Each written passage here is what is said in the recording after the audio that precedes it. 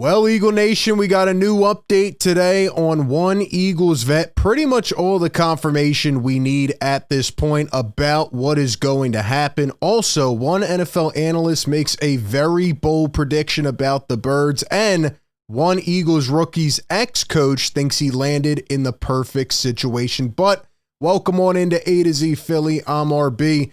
Do us a favor, hit the thumbs up if you enjoy these videos, and be sure to subscribe to our channel. Hit that bell down below. That way you don't miss any of the coverage. We break it down every single day.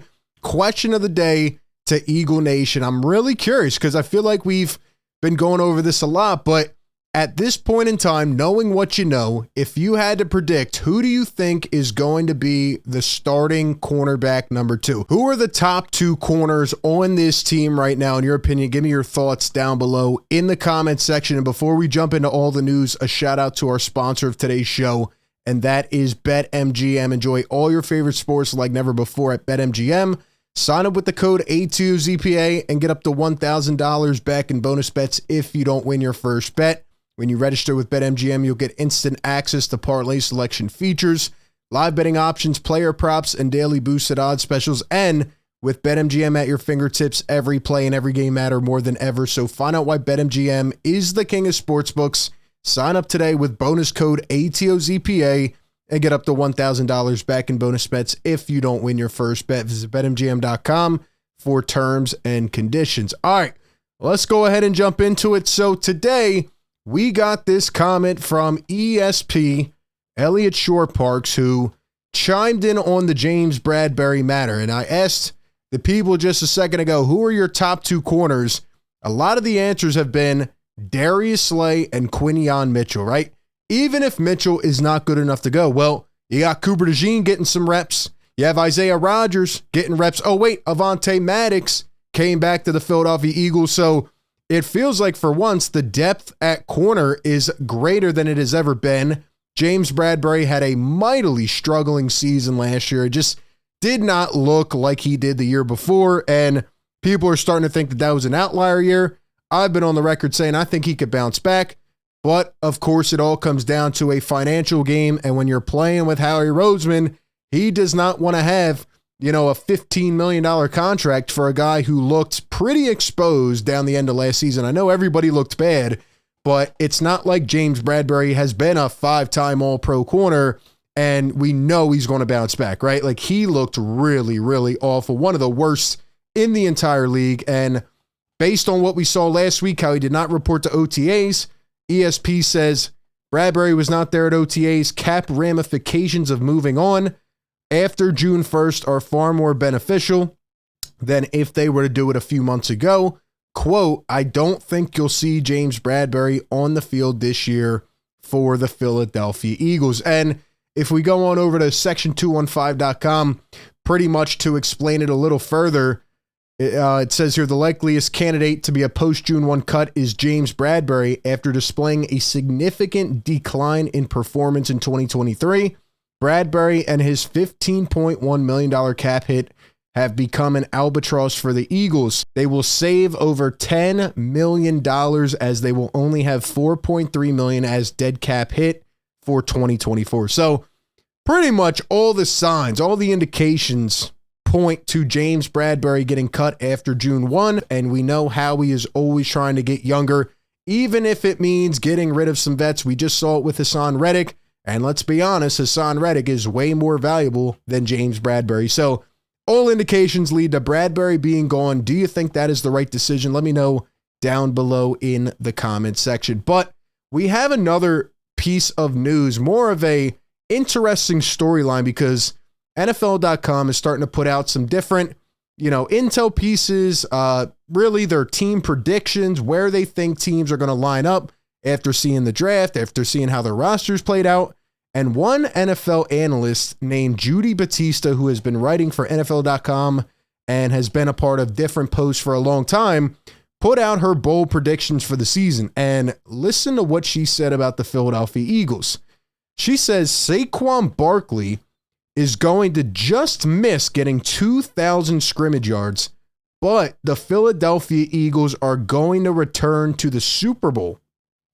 Cover your eyes, Giants fans, because Barkley is going to have a throwback season running behind the best O-line that he has ever had, facts, and playing in an offense with enough weapons that opposing defenses won't only have to worry about shutting him down. Facts. That's what we've been saying. Shout out to Judy for knowing ball. He won't reach his rookie year 2,000 plus yardage, but I can envision a 2022 like 1,600 plus yard effort. Given how aggressively Howie Roseman upgraded the team this offseason, it should be enough to take some of the load off Jalen Hurts and get the Eagles back to the Super Bowl. But wait, it gets better. Judy gets some bonus points because look at prediction number 4. The Cowboys lose the NFC East and make an early playoff exit and fire Mike McCarthy. But she also says they hire Bill Belichick next year. Could you imagine? That'd be crazy letting him come to the NFC East. There were a lot of rumors this past offseason, but man, that would be wild. But shout out to Judy for making that prediction. Now, she does say that the Chiefs are going to three-peat. She said it somewhere here in this article. There it is, Chiefs three-peat. So I guess she is predicting that the Eagles will lose the Super Bowl again to the Kansas City Chiefs, but I'd have to disagree as of right now because Eagle Nation can't suffer another brutal loss like that. They should have won the last one. Mahomes is one of the greatest ever, and if the Eagles get back, I say they're getting their revenge. But honestly, I really like her take here on Saquon Barkley because it's a lot of the things that I've been referencing as well. Saquon has never had an offense like this where all of these other weapons are going to relieve some pressure off of his game. You know what I mean? He's not going to have to run for a $185 and 2 touchdowns. I remember, I think it was 3 years ago, the Eagles were playing the Giants, and literally, I just remember Saquon being hurt, but having to run through it because they had nobody else to give him any type of help or relief. Like Saquon was just going and going, and then he ended up getting injured. Lastly, I want to talk about another Eagles running back, aka one of their newest pieces, and that is Will Shipley. And we will react to an article here on NBC Sports Philly because they did an interview with his old running backs coach at Clemson, former NFL player CJ Spiller, who did have one Pro Bowl season for the Buffalo Bills, former 9th overall NFL draft pick. And he did an interview talking about Will Shipley. And I really like this because CJ Spiller thinks that Will Shipley found the perfect situation, the perfect spot to begin his career. And he actually says the reason for it is because of Saquon Barkley.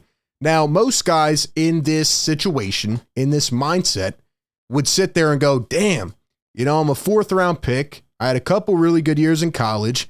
And now I'm coming to a place where they just signed an absolute superstar running back. They have Kenny G. They have other guys in the mix. I'm not going to really get to go out there and get reps early, right? And prove myself. But I like the mentality here. And it kind of just goes back to the overall landscape of this team of, wow, we're all bought in. We want to win. Because instead of being cocky like that and feeling like, you know, he should have more of a role or whatever, he actually likes this. CJ Spiller says that was always one of my messages to Will Shipley. I hope that you go to an organization that has a veteran guy that can really just take you up under their wing and show you what it means to be a pro. Such a great point, right? CJ Spiller ended up sustaining injuries, didn't go on to have maybe the best end of his career that he wanted to, but he learned, right? Across the path, right? Along the way, there are things that have to happen. You need that veteran experience. You need to learn and absorb all that knowledge from some of these guys.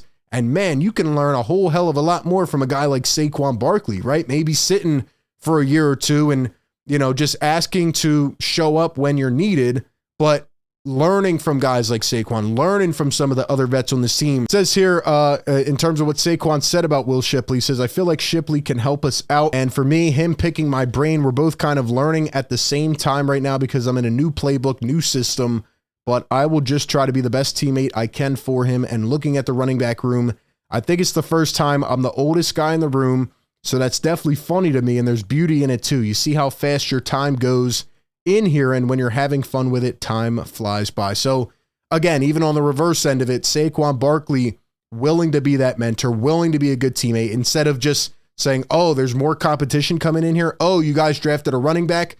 I'm going to take offense to it. No. Everybody is building character together in that room, and as a lethal force all together, I think the Eagles are going to have a pretty good running back room. Howie Roseman already drafting for the potential future as well. You got to love to see it. But anyway, those are my thoughts. Give me yours down below. How do you feel about all of this stuff? Appreciate everybody tapping in. Be sure to like, comment, and subscribe. And as always, I will catch you on the next one. Peace.